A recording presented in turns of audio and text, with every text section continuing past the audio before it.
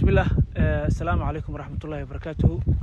maanta waxaan joognaa Konza City dhulkii ka soo horjeeday projectiga technology Konza.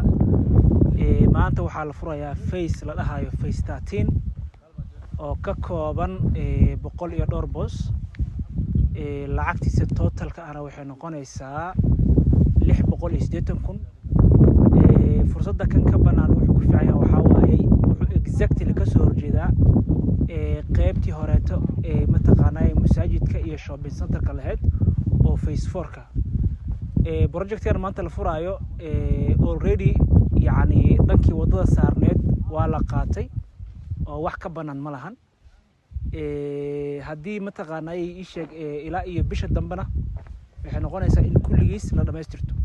marka maanta qof alla qofkii jecel inuu ka faa'iideysto fursadan oo rabo in uu maal gashto dhulkan free hallka ah oo uu milkiyad u yeelanayo noloshiisa inta ka dhiman caruurtiisa oo dhaxal uga tagayo, waxaan ku boorinayaa oo aan ku dhiirigelinayaa 100% inuu maanta hantiisa gashto dhanka security-ga. dhulkan dhul safe ah, rag culimo ah oo ganacsato Soomaaliyeed baa gacanta ku hayo.